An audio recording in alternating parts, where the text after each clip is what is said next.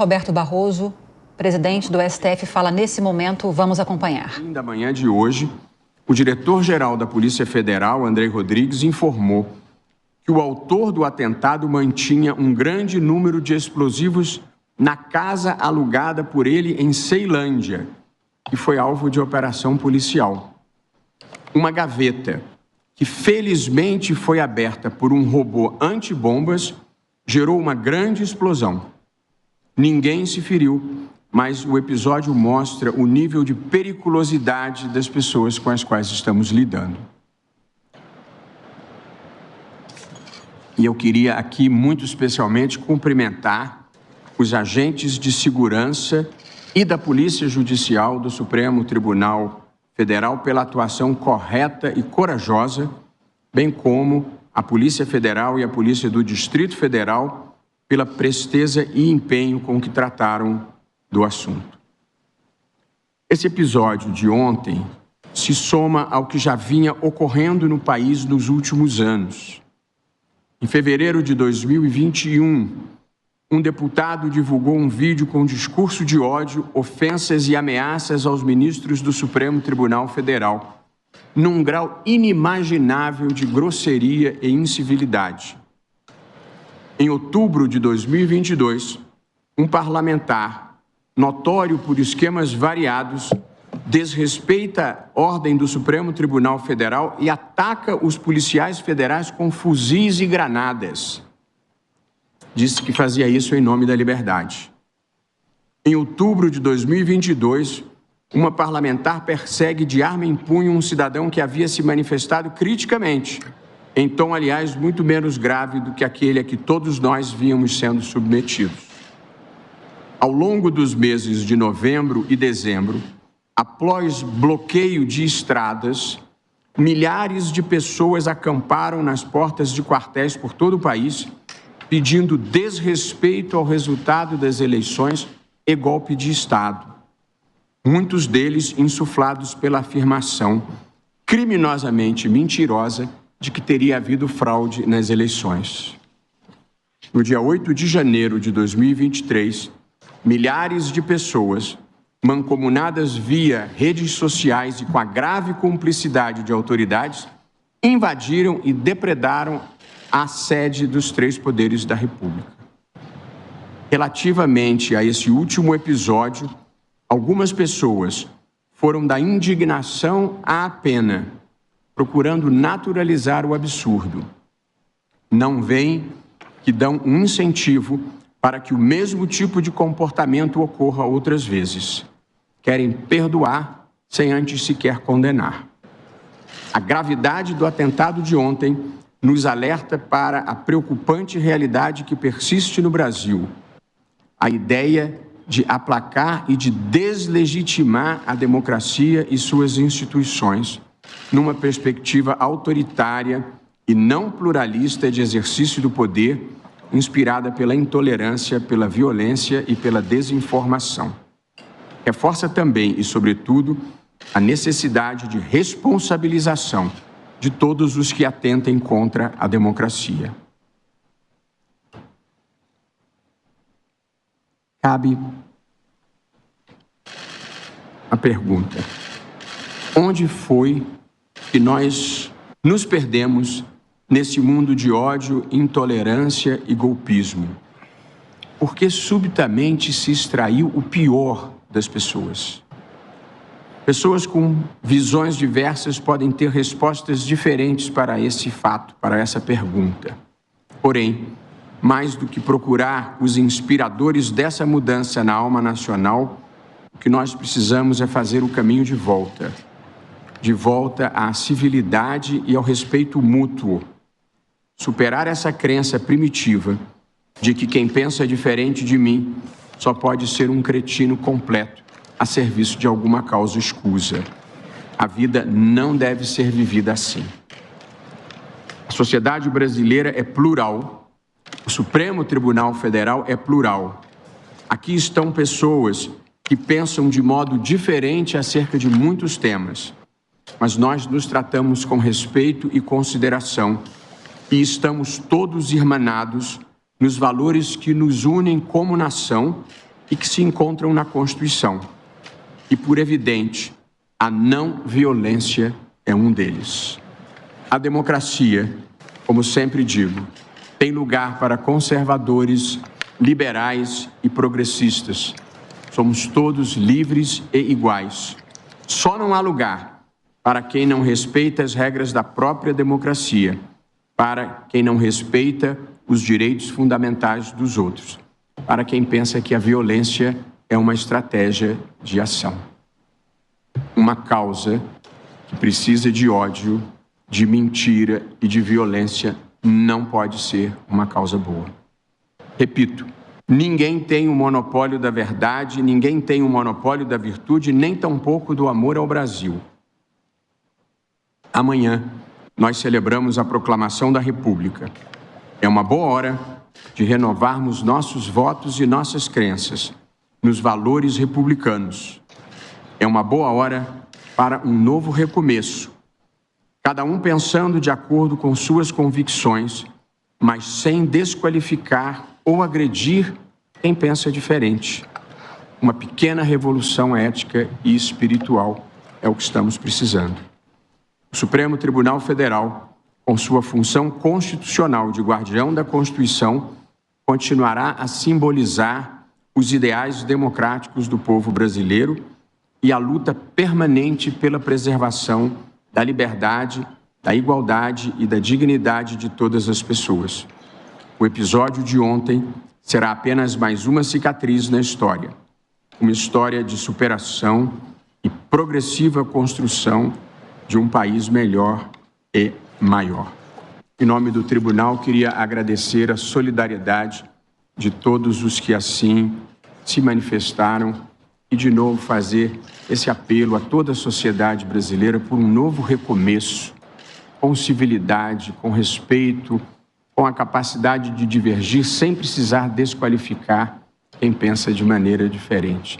Nós estamos precisando retomar um tempo de civilidade e fazer essa pequena revolução ética e espiritual de volta a ser o que nós sempre fomos, um povo afetuoso, um povo alegre, um povo em que as pessoas se gostam e se tratam com respeito e consideração. Presidente. Pois não, ministro Gilmar Mendes.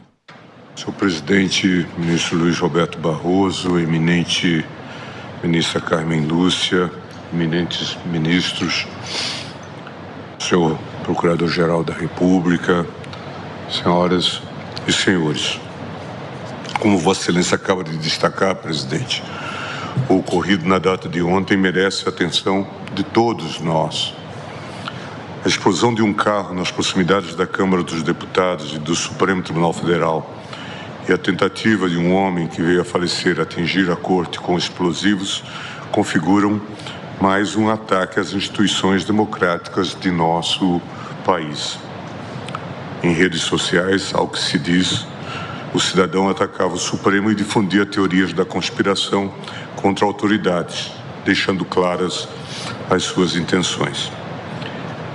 Como Vossa Excelência acaba de fazer, a reconstrução histórica dos últimos acontecimentos nacionais demonstra que o ocorrido na noite de ontem não é um fato, infelizmente, não é um fato isolado.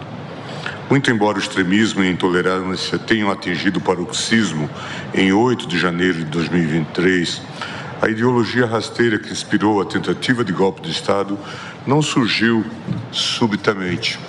Pelo contrário, o discurso de ódio, o fanatismo político e a indústria de desinformação foram largamente estimulados no governo anterior.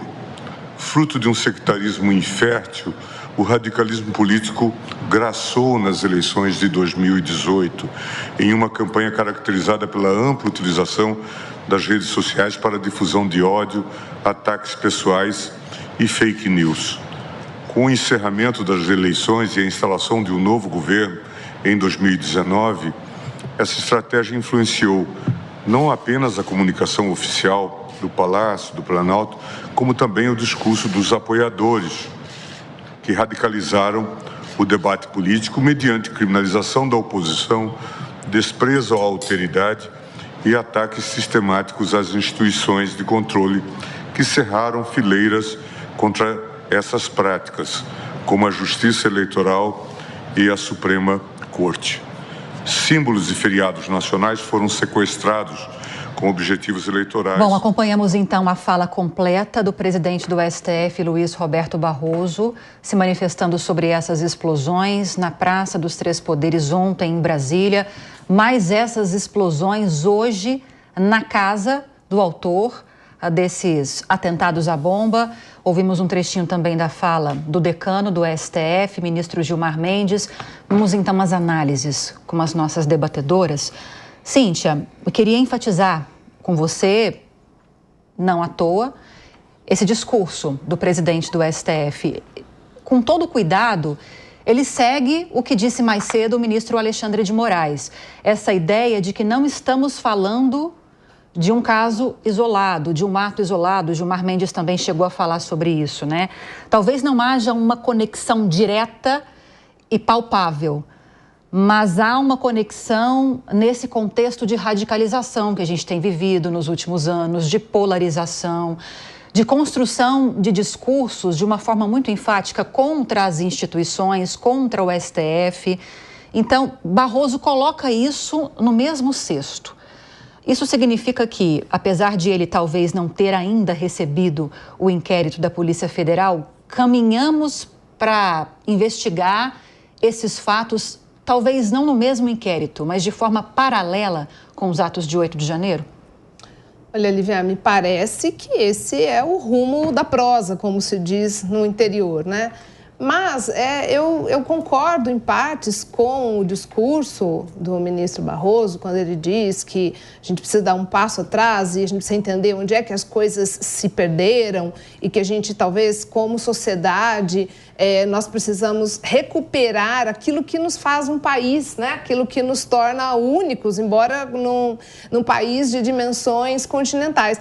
Mas já a fala do ministro Gilmar, já vem num outro sentido polarizante, né? Então, eu acho que falta um pouco de... A gente precisa ver para onde que a gente quer ir. Eu acho que são coisas diferentes. Independente da ideologia, o ato em si, se ele está, de fato, bem financiado ou, de alguma forma, está apoiado por uma célula criminosa, porque o ato é criminoso, isso é inegável, então, realmente, é algo que precisa ser apurado. Mas é como se eu disse aqui nessa mesa, precisa ser apurado. Enquanto não há certezas, no meu sentir, qualquer especulação que venha dizendo isso é uma questão de direita, de esquerda, sem que a gente alinhe no sentido de que acredito que toda pessoa de bem nesse país é contra um ato de terrorismo e de covardia, independentemente de qual corrente filosófica, que partido apoie.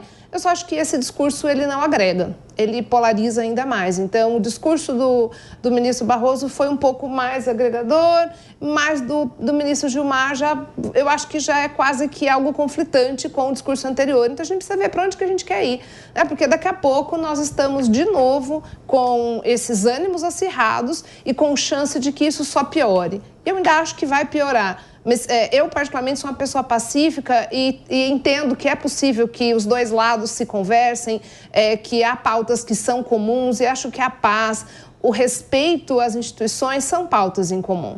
Há pessoas de bom senso em todos os lados. Só que jogar-se isso para um único contexto, como se tudo fosse uma coisa só, ainda é prematuro, ao meu sentir.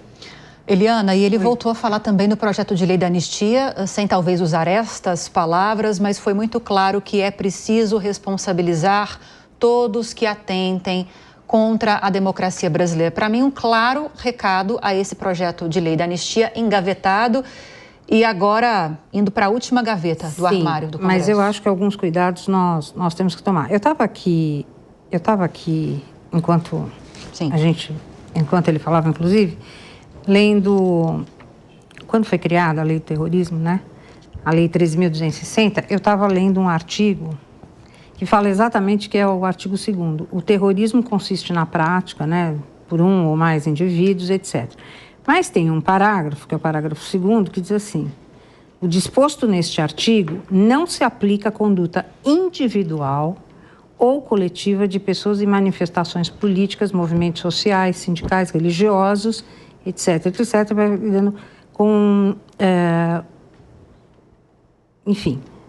direcionados por propósitos sociais ou reivindicações, visando contestar, criticar, protestar ou apoiar com o objetivo de defender direitos e garantias, etc.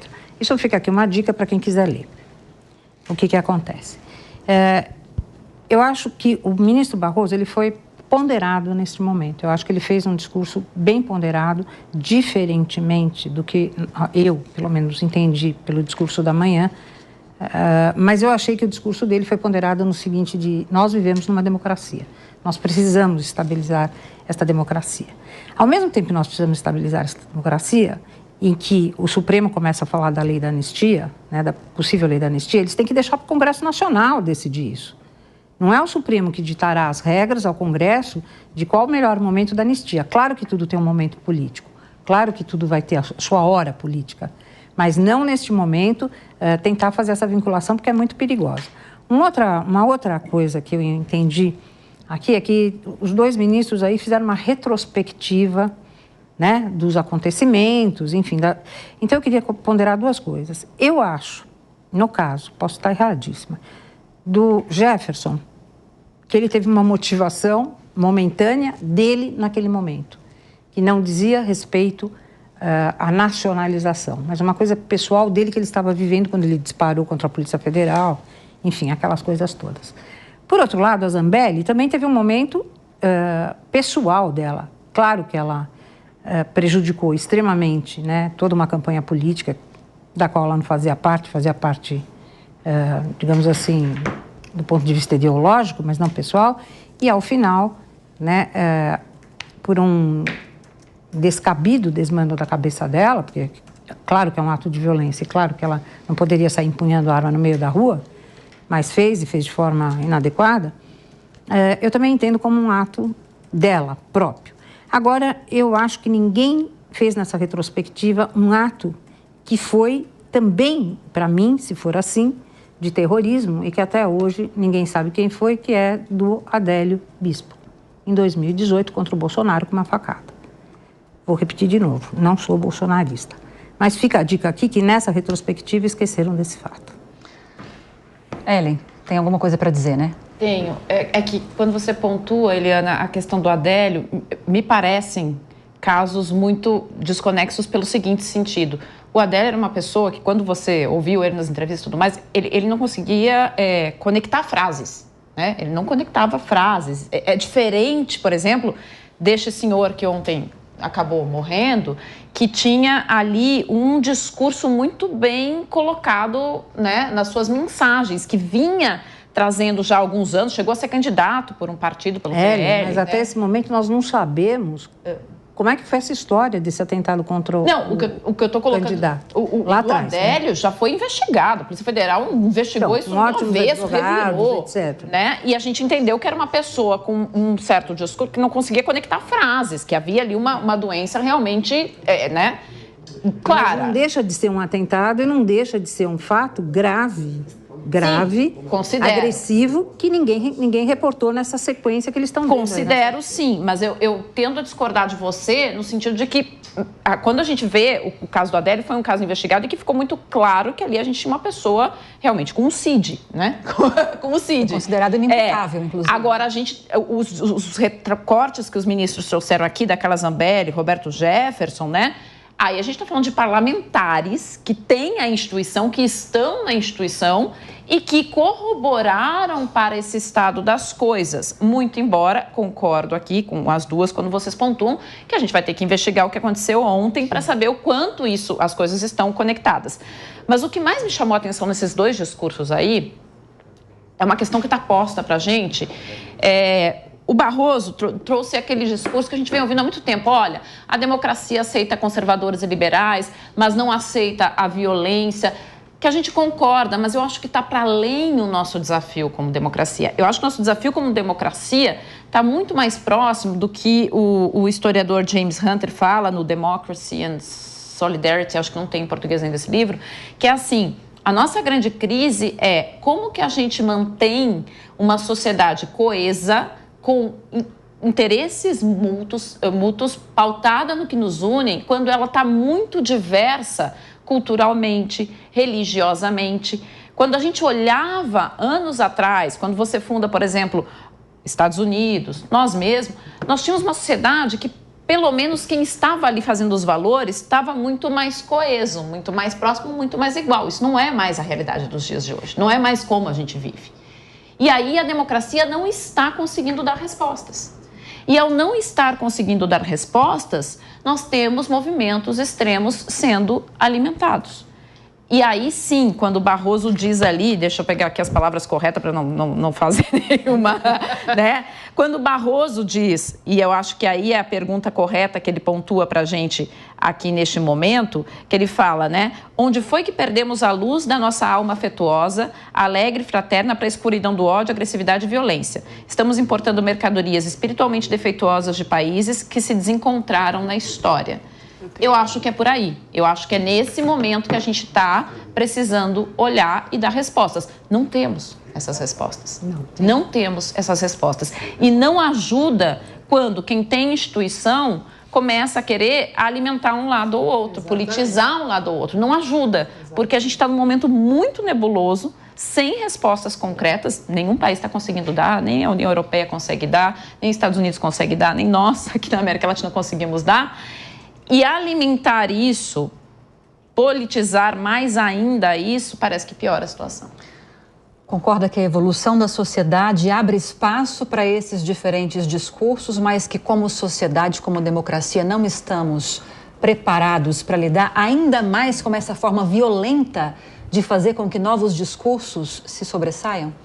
Eu vou pegar o gancho, querido, da Ellen, excelente, e vou voltar no ponto que você falou, que é a questão histórica, né, que tem a ver exatamente com o discurso do ministro. E eu vou dar um dado histórico que talvez ajude a gente a entender e explicar até um pouco do porquê que eu acho, e já falei aqui na mesa, que eu acho que a gente vai piorar. Porque é uma fala da Margaret Thatcher. Quando a Margaret Thatcher disse: não existe sociedade, o que existe é o indivíduo, nós inauguramos fortemente um período chamado de neoliberalismo. E no neoliberalismo, o que importa é o indivíduo, é o detrimento do coletivo. Então, tudo que nós estamos discutindo aqui é um esfacelamento da sociedade como instituição coletiva. Então, quando a gente esfacela o coletivo, o somatório dos individuais são, sim, um atentado profundo à democracia e ao Estado democrático de direito. Então, eu acho que a gente está vivendo num ápice, que é, no mundo inteiro, Europa, Estados Unidos, América Latina, tudo, desse neoliberalismo onde ele busca o indivíduo, mas ele atrofia e afoga o todo, a sociedade, a solidariedade, esse conceito do coletivo, que está posto em todos os discursos que nós falamos, inclusive do ministro, mas na hora que eu estava ouvindo, lembrei da Margaret Thatcher junto com o Bush, que iniciaram esse processo. Mais algum apontamento sobre essas discussões? Uma questão interessante, a gente está falando, né, de casos, com o que passava pela cabeça desse senhor. E eu peguei aqui só uma passagem de uma das mensagens que ele estava deixando nas redes sociais. E ele falando, dá para ver que realmente tinha alguma coisa, porque ele disse lá: entrego minha vida para que as crianças cresçam com liberdade, que o coração de pedra dos homens maus e injustos derreta igual açúcar. Não me parece honestamente, uma fala política propriamente, de direita ou de esquerda, mas outras falas aqui, só que todas nesse sentido, também realmente parece uma pessoa que estava cometida ali de algum distúrbio mental, né? Agora, se alguém usou dessa fragilidade mental dele para incitar algum ato, só as investigações é que poderão nos dizer. Mas as falas, depois, para quem tiver curiosidade, tá aqui na internet, as falas dele são falas, assim, realmente bem marcadas por alguma coisa ali, na cachola não estava exatamente muito bem. Eliana? Não, pegando o gancho da Cíntia aqui, a gente não pode esquecer que, se ele for um psicopata, né, no sentido de que o psicopata trama.